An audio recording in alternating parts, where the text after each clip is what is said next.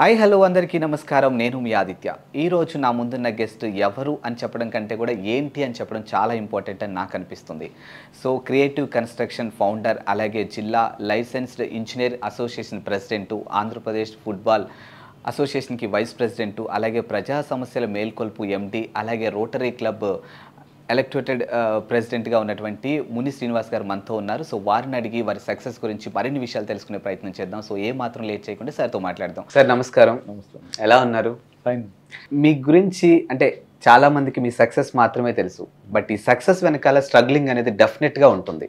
ఆ స్ట్రగ్లింగ్ కేవలం మీ ఫ్యామిలీ మాత్రమే చూసుంటారు. సో మీరు ఏం సాధించారు, ఎలా సాధించారని తెలుసుకునే దాని ముందు అసలు మీ ఫ్యామిలీ బ్యాక్గ్రౌండ్ ఏంటో తెలుసుకోవాలనుకుంటున్నాను నేను. యాక్చువల్గా మా ఫాదరు అప్పారావు గారు అండి. ఆయన మున్సిపాలిటీలో ఒక సాధారణ ఉద్యోగి. అలాగే నా మదర్ కూడా జిల్లా పరిషత్లో, ఆమె కూడా ఒక సాధారణ ఉద్యోగి. వాళ్ళు చదువుకొని ఆ ఉద్యోగం చేయబట్టి నాకు కూడా ఏంటంటే చిన్నప్పటి నుంచి కూడా ఈ సివిల్ ఇంజనీరింగ్ చేయాలి లేదా ఐపీఎస్ అవ్వాలని చెప్పి అనుకున్నాను. కానీ మ్యాక్సిమం మాకున్న పరిస్థితులు బట్టి సివిల్ ఇంజనీరింగ్ వైపు నాకు ఇష్టం ఉన్న కెరీర్ వైపు వచ్చాను అనమాట. ఇంజనీర్ అంటే అప్పట్లో సివిల్ ఇంజనీరే. ఇప్పుడు ఆ తర్వాత ఏంటంటే మెకానికల్, ఎలక్ట్రానిక్స్, కంప్యూటర్స్, ఆ తర్వాత కంప్యూటర్ సైన్స్ ఇవన్నీ వచ్చాయి. కానీ ఒక ఇంజనీర్ అనేసరికి ఎవరికైనా తట్టేది ఒక civil engineer dams, constructions, buildings చేస్తారు. సో ఆ దిశగా నేను సివిల్ ఇంజనీరింగ్లో అడుగుపెట్టడం జరిగిందండి. అండ్ అంటే ఎందుకు సివిల్ ఇంజనీరే సెలెక్ట్ చేసుకున్నారు అని అంటే దానికి సంబంధించి బిహైండ్ ఇష్టం ఉంటుంది. ప్యాషన్తో అందరూ ఏదో ఒకటి చేయాలి అని ఒక తపంతో ఉంటారు. కానీ మిమ్మల్ని ప్రభావితం చేసిన అంశాలు కూడా కొన్ని ఉంటాయి. మా మదర్ అండి, మదరు జిల్లా పరిషత్లో సివిల్ డిపార్ట్మెంట్ చేయడం, వాళ్ళ ఆమె తాలూకు కొలీగ్స్ సివిల్ ఇంజనీర్స్, ఆ కల్చర్ అవన్నీ చూడడంతో నేను సివిల్ ఇంజనీర్ చేయాలని. తర్వాత దట్టు చిన్నప్పటి నుంచి కూడా ఈ బిల్డింగ్స్ సంబంధించి, ఇంజనీర్స్ సంబంధించి ఇవన్నీ కూడా కొన్ని స్టోరీస్ అవి వింటాం. మోక్షకొండ విశ్వేశ్వరయ్య గారు అని కానీ, లేకపోతే ఇంకా ఏమైనా ఎమినెంట్ ఇంజనీర్స్ గురించి వినటం కానీ, ఏదో మన లొకాలిటీలో ఉండే ఇంజనీర్ అనేసరికి ఆయన ఒక ఇంజనీర్ అని ఒక గొప్పగా అంటుండడంతో నేను ఇంజనీర్ అయితే బాగుంటుంది అని నాకు ఒక యాంబిషన్ అనమాట. ఓకే. ఆ యాంబిషన్తో 10th క్లాస్ పాస్ అయిన తర్వాత ఇంటర్మీడియట్లో కూడా జాయిన్ అవ్వడానికి ఇష్టం లేకుండా సివిల్ ఇంజనీరింగ్ పాలిటెక్నికల్ గుడ్లవల్లేరులో, కృష్ణా జిల్లా గుడ్లవల్లేరులో జాయిన్ అవ్వడం జరిగింది. ఇప్పుడు ఇది నెగిటివ్ వేలో మాట్లాడాలని కాదులే, కానీ మనం చేసే ఒక పనిలో మంచి చూస్తాం, చెడు చూస్తాం. ఒక పని చేస్తున్నాం అంటే వాట్ ప్లస్ వాట్ మైనస్ అనేది కూడా చూస్తుంటాం. So civil engineering, construction field డెఫినెట్గా బిల్డింగ్స్ కట్టడం కానీ, లేకపోతే వంతెనలు కట్టడం కానీ ఇలాంటివి ఉంటాయి. సమ్వేర్ అక్కడక్కడ మనం పేపర్స్లో చూస్తుంటాం, న్యూస్లో చూస్తుంటాం, నాణ్యత లోపించడం వల్ల పలానా ఇన్సిడెంట్ జరిగింది, ఇలాంటి ఫేస్ చేశారు అక్కడ ఉన్న పీపుల్స్, ఇలాంటి మాటలు వింటూ ఉంటాం. సో మరి మీకు ఎప్పుడన్నా అంటే లైక్ ఇలాంటి సిచ్యువేషన్స్ కానీ, లేకపోతే లైక్ ఇంట్లో వాళ్ళు కానీ వద్దు రిస్క్తో కూడుకున్న పని అది ఇట్లాంటి ఎప్పుడన్నా? నాకు ఎప్పుడు అనలేదండి అలాగా, వద్దని చెప్పుకునే ఎప్పుడు నాకు డిస్కరేజ్ చేయలేదు. సివిల్ ఇంజనీర్ చేస్తా అంటే అలాగే నీ ఇష్టం అని చెప్పని నాకు సివిల్ ఇంజనీరింగ్లోనే జాయిన్ చేశారు. సివిల్ ఇంజనీరింగ్ అనేసరికి ఏంటంటే మీరు అన్నట్టు ప్లస్ మైనస్ అనేసరికి, ప్లస్ అన్నది నేను ప్రైవేట్ ఫీల్డ్లో ఉన్న తర్వాత గవర్నమెంట్ ఫీల్డ్లో ఉన్నా సరే ఇందులో జాబ్ సాటిస్ఫాక్షన్ అన్నది ఉంటుందండి. ఎగ్జాక్ట్లీ. కాకపోతే ఏంటంటే హార్డ్ వర్క్. అంటే ఎవరైనా ఉదయం 10 గంటలకి ఆఫీస్కి వెళ్ళి మళ్ళీ ఈవినింగ్ హాయిగా ఇంటికి 5కు ఇలా వచ్చేవచ్చు. కానీ మాకేంటంటే ఉదయం అంతా ఫీల్డ్ ఉంటుంది, మళ్ళీ ఈవినింగ్ పేపర్ వర్క్ అది ఉంటుంది.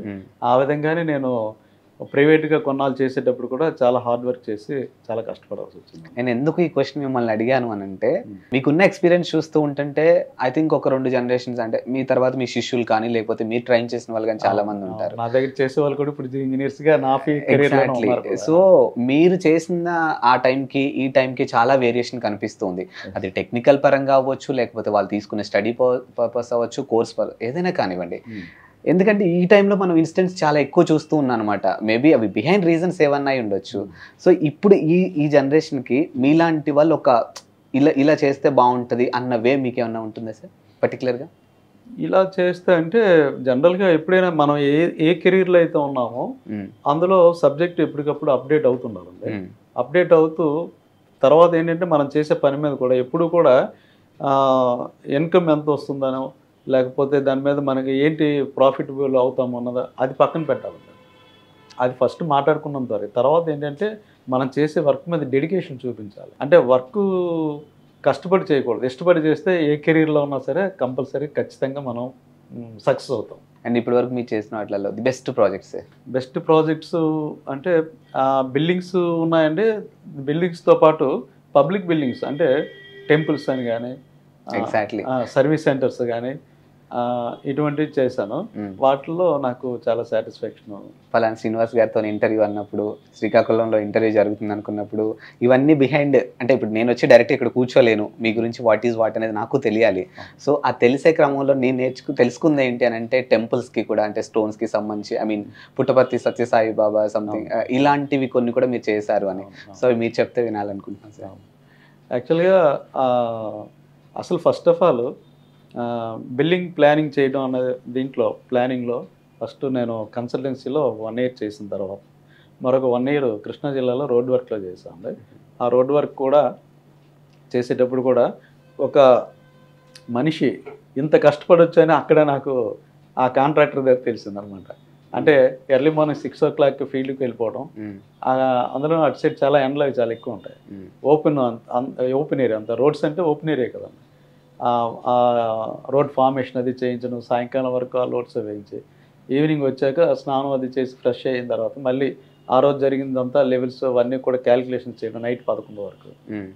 మళ్ళీ ఆ 11 గంటల నుంచి ఈ లారీ లోడ్స్ ఇవన్నీ వస్తే అవి మళ్ళీ సైట్ ఇంజనీర్ నేనే, మొత్తం హోల్ అండ్ సోల్ నేనే అనమాట. అక్కడ మళ్ళీ వాళ్ళకేమో స్పాట్ చూపించి మళ్ళీ రావడం, అలా తెల్లవారుజాము 3 వరకు చేసి మళ్ళీ ఆ 6 o'clock లేచి మళ్ళీ డ్యూటీకి వెళ్ళిపోవడం, ఇలా చేస్తున్నాం అనమాట.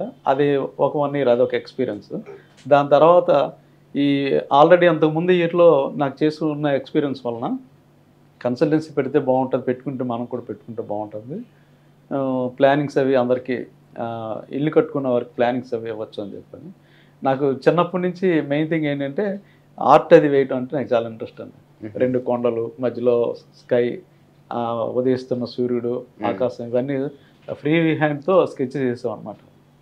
ఆ ఇంట్రెస్ట్తోనే సివిల్ ఇంజనీరింగ్లో కూడా ఫ్రీ హ్యాండ్తో స్కెచెస్ అవి వేయడం, ప్లానింగ్స్ అవి చేయడం, ఇవన్నీ కూడా అప్పుడులో కంప్యూటర్స్ అవి లేవు మేము చేసేటప్పుడు. ఒక బిల్డింగ్ 3D మోడలింగ్ చేయాలి అంటే మేము హ్యాండ్తోనే చేసేవాళ్ళం, చేసి దానికి తర్వాత కలరింగ్స్ అవి వేసేవాళ్ళం అనమాట. అప్పుడంతా ఫ్రీ హ్యాండ్ 3D మోడలింగ్ చేసేవాళ్ళం. ఇప్పుడంటే కంప్యూటర్ సాఫ్ట్వేర్ ఇవన్నీ వచ్చాయి కాబట్టి చాలా ఈజీ అయిపోయింది.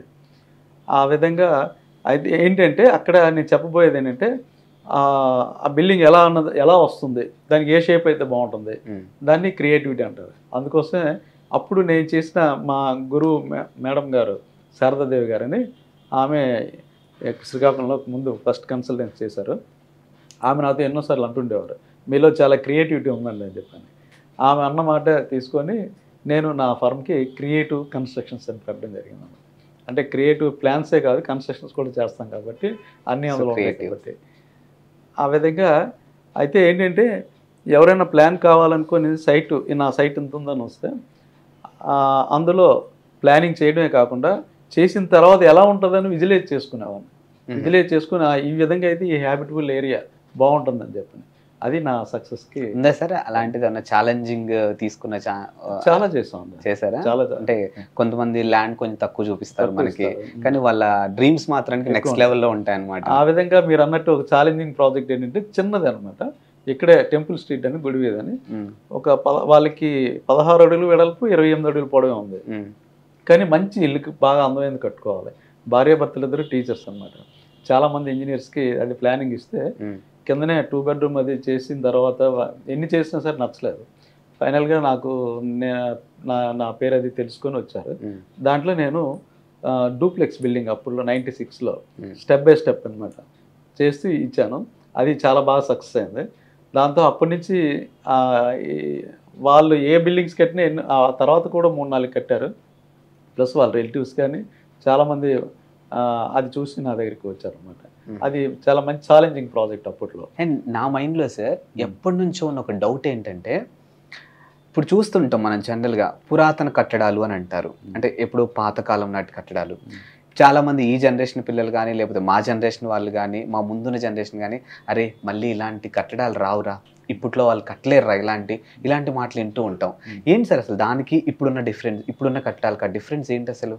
మెయిన్ డెడికేషన్ అండి. డెడికేషన్ అంటే కట్టించే యజమాని కానీ కట్టే ఆర్కిటెక్ట్ ఇంజనీర్స్ కానీ అప్పట్లో ఒక వర్క్ మీద ఒక డెడికేషన్తో చేసేవారు. ఇప్పుడు అంతా కూడా మెకానికల్ అయిపోయింది అనమాట. సో అక్కడ అది తగ్గింది, డెడికేషన్ తగ్గింది. ఇప్పుడు ఈ టెక్నాలజీ అనేది యాజ్ ఎ సివిల్ ఇంజనీర్గా మీ డిపార్ట్మెంట్ పరంగా చూసుకుంటే ఇది ప్లస్ అయిందా మైనస్ అయిందండి? టెక్నాలజీ పెరిగిందండి. పెరిగింది అంటే దీనివల్ల పర్లేదా? పర్వాలేదు. ఓకే. అంటే ఇప్పుడు మ్యాన్ పవర్ కొంచెం తగ్గుతుంది అంటారు కదా, మరి అప్పుడు కొంచెం అది లాసే కదా? మ్యాన్ పవర్ అంటే ఇప్పుడు లేబర్ స్కేర్సిటీ కూడా వచ్చిందండి. చెప్పాలంటే ఇప్పుడు టెక్నాలజీకి వెళ్ళాలి ఇంకా. ఎందుకంటే చాలామంది ఇప్పుడు నేను నా కెరీర్ స్టార్టింగ్లో మేస్త్రీస్ వాళ్ళు చాలామంది ఉండేవారు. ఇప్పుడు తగ్గిపోయారండి సగం.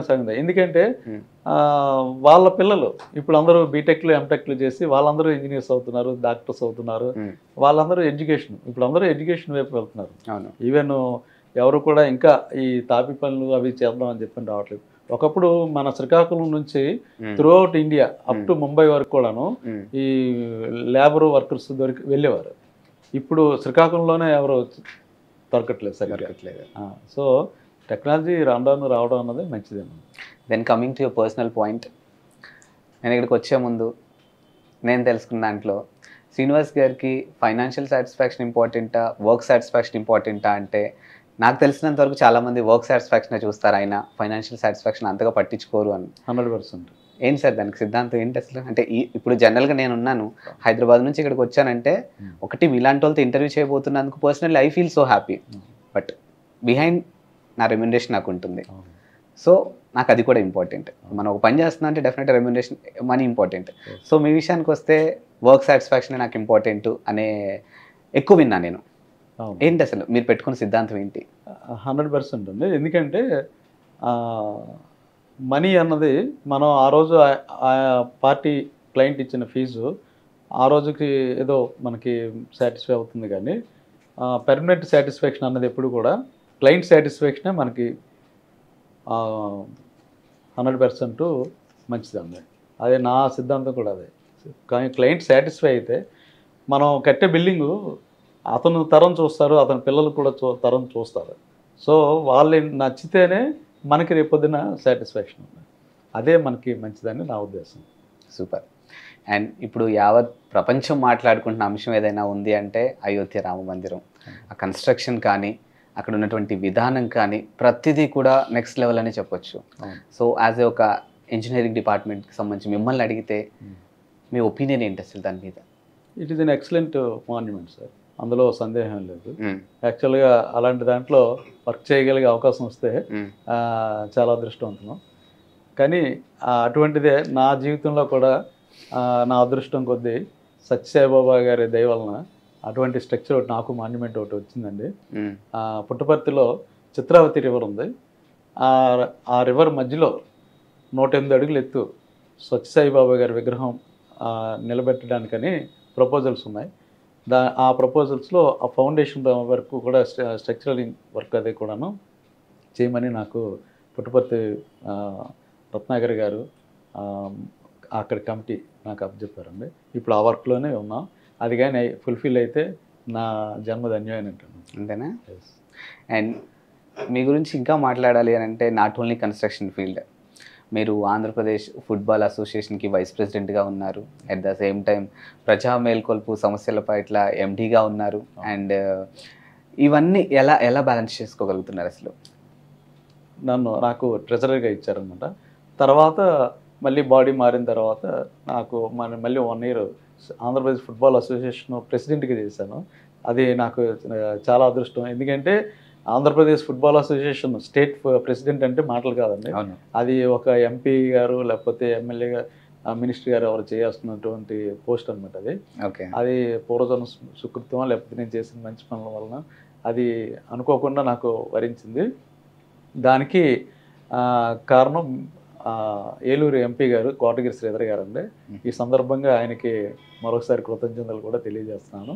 ఆ తర్వాత కూడా మళ్ళీ ఎలక్షన్స్ అవి ఇదైన తర్వాత ఇప్పుడు ప్రజెంట్ నన్ను అంటే నేను ప్రెసిడెంట్ అయిపోయిన తర్వాత దిగిపోతానంటే ఆయన ఒప్పుకోలేదు.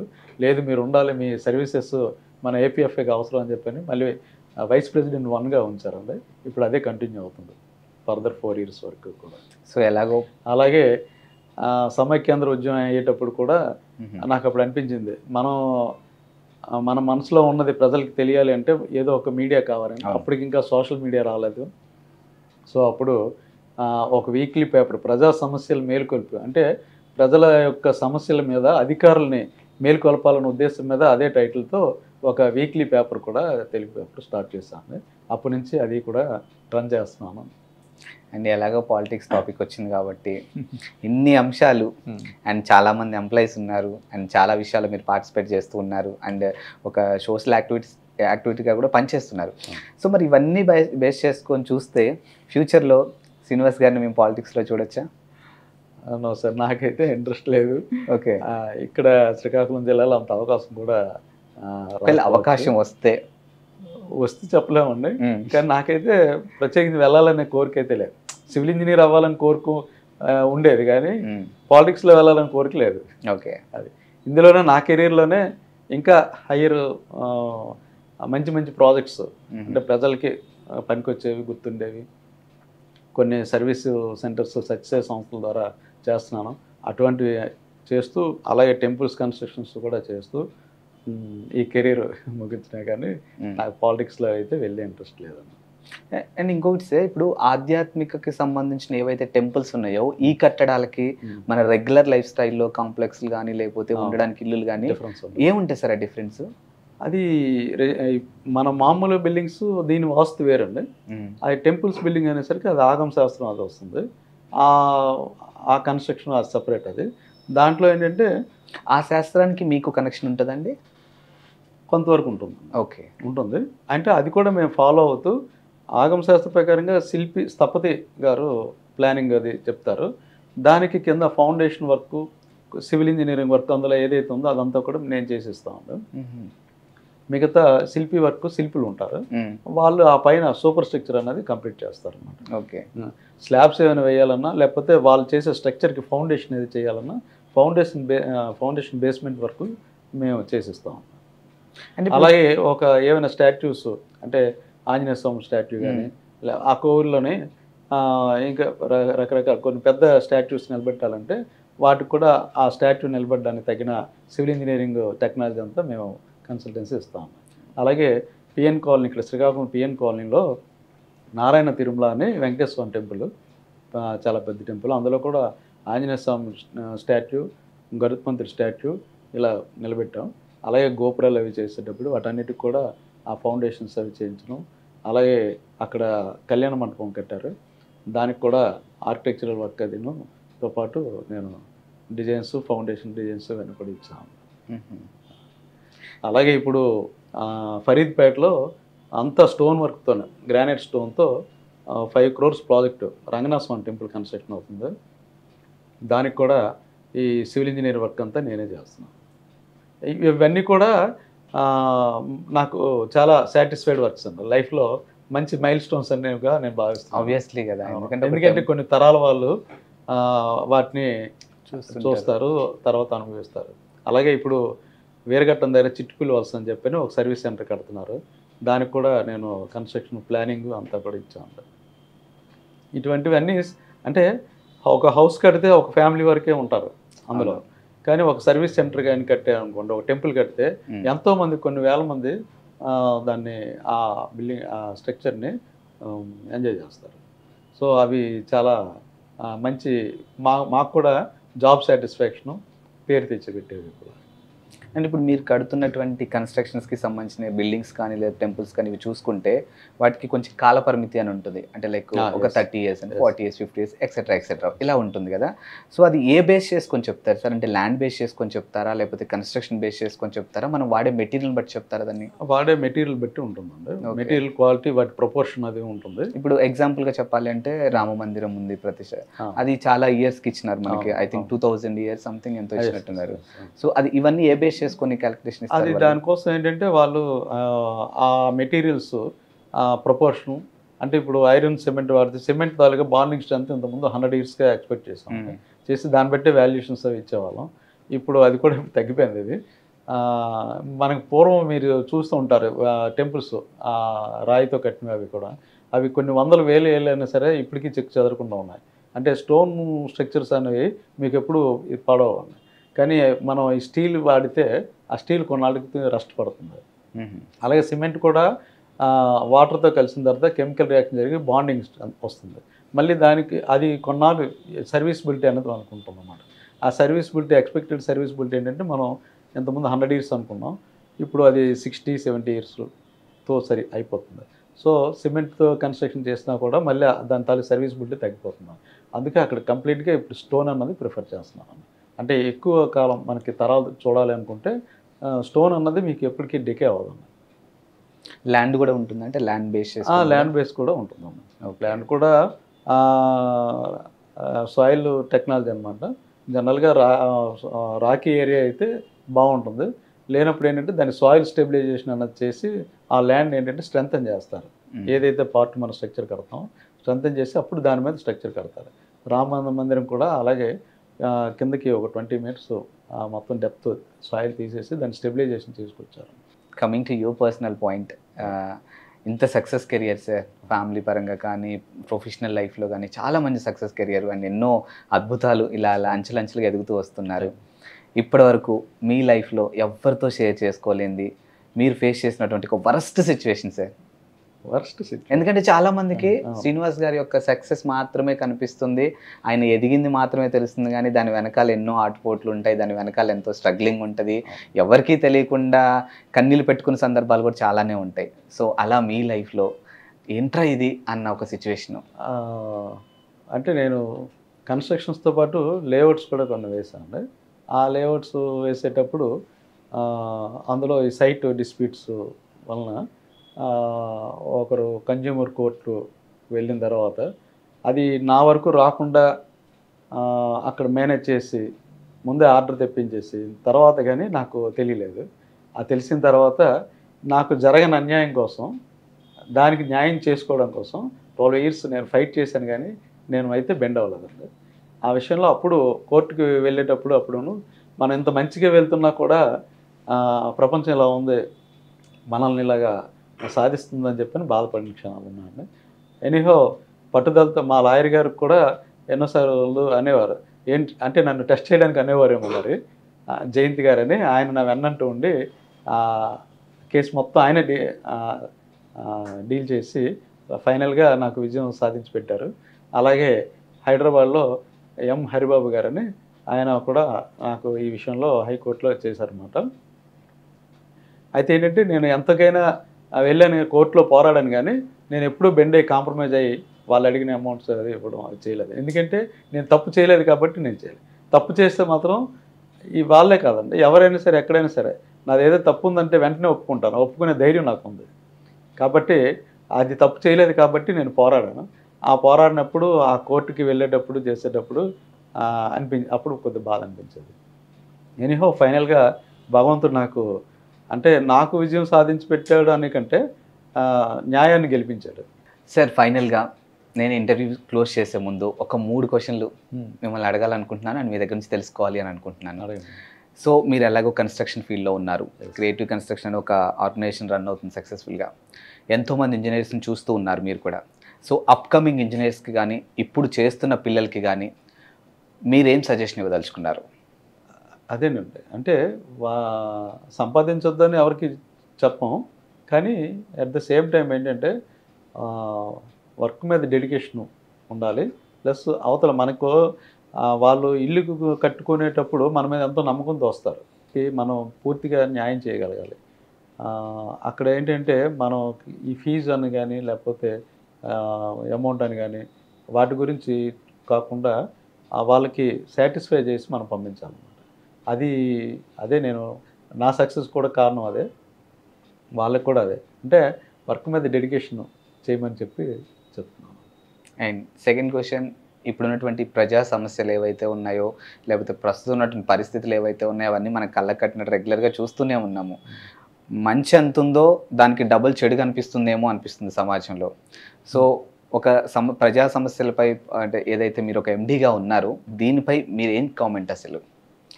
సమస్యలు అయితే మనకి నిత్యం అది మెయిన్ ఏంటంటే సమాజంలో బాగా అంటే ప్రతి వాళ్ళు ఎవరికి వారు ఇంకా దాని గురించి వెళ్తే ఇంకా అది డిఫరెంట్ సబ్జెక్ట్ అండి అది. ఫెయిర్‌గా అప్పుడేంటంటే నాలో ఉన్న ఇంజినీర్ పక్క తప్పుకొని ఒక ఏంటంటే ఒక విలేకరిగా లేకపోతే ఒక మీడియా పరంగా ఉన్న భావాలు అంటే నిర్భయంగా మాట్లాడితేనే. అవును. అంటే నేను చిన్నప్పుడు మా భారతం, బొమ్మరిల్లు, చందమామ, మహాభారతం ఇవన్నీ కథలు చదివాను. అందులో ఎప్పుడు కూడా హెల్ప్ చేయాలి, అంటే హీరో అంటే ఎలాగంటే రాముడు అంటే అంత మంచి ఇవన్నీ ఉండేవి. అవి కొద్దిగా వంట పడతాయి. అది ఇప్పుడు ఆ మోరల్ అవన్నీ కూడాను సత్యసాయి సంస్థల్లో బాల వికాస్లో చెప్తున్నారు, కానీ బయట ఆ మోరల్ వాల్యూస్ ఉన్న ఎడ్యుకేషన్ లేదు. ఆ ఎడ్యుకేషన్ మెయిన్ రావాలండి. అదేంటంటే సమాజంలో అనేసరికి నేను దానికి ఒక బెస్ట్ ఎగ్జాంపుల్ చెప్తాను. కింద అంటే మా ఇంజనీరింగ్ దీంట్లోనే చిన్న ఎలక్ట్రీషియను, లేబర్ దగ్గర నుంచి పెద్ద పొలిటీషియను, మినిస్టర్ వరకు కూడా ఎవరి లెవెల్లో వాళ్ళు ఎదుటి వాళ్ళని దోచుకోవాలన్న ఒక యాటిట్యూడ్ వచ్చింది. దానికి ఎగ్జాంపుల్ ఏంటంటే సపోజ్ ఒక ఎలక్ట్రీషియన్ ఉంటాడు, ఏదో రిపేర్ వచ్చిందని చెప్పని పిలుస్తాం. పిలిచిన తర్వాత లేదా మనం పిలుస్తాం. రూల్ వల్ల నీకు ఈ ఫైల్ అవ్వదన్న వారు డబ్బులు ఇస్తే ఆ తర్వాత ఎలా వస్తుందండి? అంటే తను రిస్క్ తీసుకుంటున్నాడనా లేదా రూల్కి వ్యతిరేకంగా వెళ్తున్నాడనా? ఇలాగ రూల్స్ చూపించి కూడా. అలాగే ఒక మినిస్టర్ పొలిటికల్గా వెళ్ళాం అనుకోండి, వాళ్ళు కూడా ఏం చేస్తున్నారు, మనల్ని అంటే ప్రజల్ని వాళ్ళ లెవెల్లో వాళ్ళు దోచుకుంటారు. కాబట్టి ఆ దోపిడీ అన్నది తగ్గాలండి. ఎదుటి వాళ్ళు వచ్చారు కదా అని చెప్పాను మనం దోపిడీ అంటే నేను వాళ్ళనే కించపరచట్లేదు. ఈవెన్ మా ఇంజనీర్స్లో అయినా సరే అనుకోండి, సపోజ్ తీసుకోండి, పార్టీ వచ్చాడంటే తనకేం తెలియదు, నథింగ్. వస్తాడు, వచ్చిన తర్వాత ఓ ప్లాన్ పెట్టమంటారు. పెట్టేటప్పుడు మేము ఎన్నో చెప్పి దోచేయవచ్చు, కానీ అది వద్దంటున్నాను. ఫెయిర్గా ఉండాలి, మంచిగా ఎప్పుడైనా సరే మనం మంచిగా సంపాదించిందే మనకి అవుతుందండి. అన్యాయంగా సంపాదించింది ఎప్పుడు కూడా నిలబడదు. కాబట్టి ఇలా ఆయన నిత్యం ఇప్పుడు మీరు అంటే ఓ బ్యాంక్స్ తీసుకోండి, లేకపోతే ఏవైనా ఇన్సూరెన్స్లు తీసుకోండి. ఇన్సూరెన్స్ మొన్న కోవిడ్ వచ్చింది, 10 నెలల పాటు లాక్డౌన్ వచ్చింది. ఆ లాక్డౌన్కి ముందు మీరు ఇన్సూరెన్స్ చేశారా మీ వెహికల్కి? ఆ 10 నెలలు అయిన తర్వాత మీకు ఇన్సూరెన్స్ ఎక్స్టెన్షన్ చేశారా లేదా మళ్ళీ చేయించారా? మరి 10 నెలల ఇన్సూరెన్స్ ఏమైనట్టు? అలాగే ప్రతి రంగంలో కూడా ఏం చేస్తున్నారంటే దోపిడీ స్వార్థం. అంటే ఓవర్ ద నైట్ ఏదో సంపాదించాలి అయిపోవాలి. ఎంత సంపాదించింది వాడు పట్టుకెళ్ళగలడా అంటే పట్టుకెళ్ళాడు. షుగర్లు, బీపీలు సరైన ఒక స్వీట్ తినలేరు, ఏం చేయలేరు. సరే మనం అంత బాగా సంపాదిస్తాం, మన పిల్లలు మనకి ఆ లాస్ట్ మూమెంట్లో ఆ డబ్బు కోసం చూస్తారు, కానీ మన కోసం ఉండదు. అంటే ఒక 2 తరాలకు మర్చిపోతారు. సో చుట్టూ ఈ ప్రజల్లో అంటే ప్రజల్ని ఈ విధంగా ఈ మోసం చేస్తూ లేకపోతే ఈ సమస్యలు, రకరకాల సమస్యలు, వాటిలో అవేర్నెస్ తేవాలని చెప్పని, అందుకే నా పేపర్ కొటేషన్ కూడా అవేర్నెస్ కాల్ అని చెప్పని పెట్టాను. ఒక అవేర్నెస్ కలిగిస్తూ ఈ సమస్యలు ప్రజలు అంటే ఎవరికి చెప్పుకోవాలో కూడా తెలియని వాళ్ళు చాలామంది ఉన్నారు. అది దానికి మాత్రం ఆ విషయంలో మీడియాయే ఫస్ట్ అండి. మీడియాకి వెళ్తే అందరికీ వెళ్తుంది. ఆ విధంగా మన సోషల్ మీడియాలో కూడా ఈవెన్ కోవిడ్ టైంలో కూడా ఎంతోమంది వైద్యం అందకపోతే సోషల్ మీడియాలో మెసేజ్ ఫార్వర్డ్ చేసిన వాళ్ళు ఉన్నారు. వాళ్ళ ప్రాబ్లమ్స్ కూడా సాల్వ్ అయినా ఉన్నాయి. అదేవిధంగా నా పేపర్ ద్వారా కూడాను ప్రజల్లో జరుగుతున్న సమస్యలు అవి అధికారుల ముందు, నాయకుల ముందు పెట్టి వాళ్ళకి ఆ విధంగా కూడా సర్వీస్ చేయడానికి నా పేపర్లో ఒక అడ్వర్టైజ్మెంట్ ఉన్నదండి. యాడ్స్ కోసం ఎవరిని నేను బలవంతం చేయను, అడగను కూడాను. నా ఓన్ మనీ బేర్ చేసుకుంటూ ఇటువంటి సమస్యలు ఏమైనా వస్తుందంటే అందులో ఫ్రీగా వాళ్ళకి ఆ సర్వీస్ చేయాలని అది కూడా వన్ టైప్ ఆఫ్ సర్వీస్ కింద నేను భావిస్తున్నాను. అందుకోసం ఆ పేపర్ పెట్టడానికి కూడా కారణం. అండ్ మీరు ఈ పొజిషన్కి రావడానికి బిహైండ్ లాగే వాళ్ళు ఎంత ఉంటారో అందించే వాళ్ళు కూడా అంతే ఉంటారు. సో త్రూ మా ఇంటర్వ్యూ ద్వారా మీరు ఎవరికైనా కృతజ్ఞత తెలియచేయాలనుకుంటే త్రూ క్రియేటివ్ కన్స్ట్రక్షన్ ద్వారా అయినా కావచ్చు, మీ ద్వారా అయినా కానీ ఫస్ట్ ఎవరికి చెప్తారు? ఫస్ట్ ఆఫ్ ఆల్ నా తల్లిదండ్రులు అండి. వాళ్ళు ఆ, మా చిన్నప్పుడు బాగా అంటే బిలో మిడిల్ క్లాస్ అయినా సరే కూడా వాళ్ళు నేను ఇంజనీరింగ్ సివిల్ ఇంజనీరింగ్ చదువుతానంటే కష్టపడి నా తల్లి తండ్రి ఇద్దరు కూడా నన్ను ఇంజనీరింగ్ చేయించారు. ఫస్ట్ వాళ్ళకి నా కృతజ్ఞతలు. అలాగే మీరు అన్నట్టు కష్టాలు నష్టాలు ఇవన్నీ ఉన్నప్పుడు కూడాను నా వెన్నంటుంటూ నా భార్య నన్ను అర్థం చేసుకుంటూ ప్రతి ఇష్యూలో కూడా నాకు కోఆపరేట్ చేస్తూ నాకు సపోర్ట్ చేసింది. తనకి కూడా నా యొక్క కృతజ్ఞతలు. అలాగే ఫ్రెండ్ సర్కిల్లో కూడా నాకు ఇప్పటికి కూడా చాలామంది స్నేహితులు త్రూఅవుట్ స్టేట్ వైడ్ కూడా ఉన్నారు. నేను ఏదైనా ప్రాబ్లం వచ్చిందని చెప్తే ఇమ్మీడియట్గా వాళ్ళు కూడా స్పందిస్తున్నారు. స్టేట్లో కమలాకర్ రెడ్డి గారని, సతీష్ అని, కామేష్ అని, అలాగే శ్రీనివాస్ గారని, అలాగే చాలామంది ఒక పేరు చెప్తే ఇంకో పేరు చాలామంది ఉన్నారు. అలాగే శ్రీకాకుళం టౌన్కి వచ్చేసరికి నా అసోసియేషన్ సభ్యులందరూ కూడా నాకు సపోర్ట్ చేస్తుంటారు.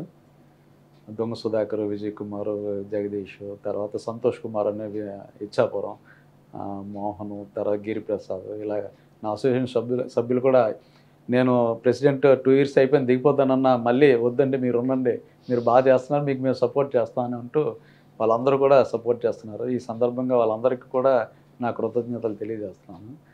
అలాగే మీడియా పరంగా అయితే రామారావు గారు అండి, జే న్యూస్ రామారావు గారు, ఆయన కూడా నాకు ప్రతి ఇష్యూలో కూడా మంచి సపోర్ట్ చేస్తున్నారండి. ఆయనకు కూడా నా తరఫున కృతజ్ఞతలు తెలియజేస్తున్నాను. ఇలాగా చాలామంది ఫ్రెండ్స్ ఉన్నారండి. ఎవరికైనా అంటే కాంపిటీషన్లో వ్యతిరేకించే వాళ్ళు కూడా ఉంటారు. ఈవెన్ గాంధీకే కాదు, మనల్ని పుట్టించి దేవుడు కూడా లేడని చెప్పనే వాళ్ళు ఉంటారు. సో మనం ఎవరో మనకు వ్యతిరేకులు ఉన్నారు కదా అని చెప్పి 100% మనల్ని పొగడాలి, లేదా మనకు అందరూ ప్లస్ అవ్వాలని చెప్పని అనుకోవడం అది దురాశ అవుతుంది. సో ఎవరి ఒపీనియన్ మనం ఎంతవరకు కరెక్ట్గా వెళ్తున్నాం అన్నది మనకు ముఖ్యం. ఎప్పుడైనా నేను బాగా నమ్మేది ఏంటంటే మనం ధర్మాన్ని పాటిస్తే అది మనల్ని రక్షిస్తుంది అండి. అది మాత్రం 100% వాస్తవం. ఇన్ని కార్యక్రమాలు ఎంత విజయవంతంగా చేయగలుగుతున్నానంటే మెయిన్ నా స్టాఫ్ అండి. నా స్టాఫ్ ఎంత కష్టపడతారంటే నాకంటే కూడా వాళ్ళు కష్టపడుతూ నన్ను అలాగా ఆ సీట్లో గౌరవంగా ఉంచితే అందరి ముందు కూడా నా గౌరవాన్ని నిలబెడుతున్నారు.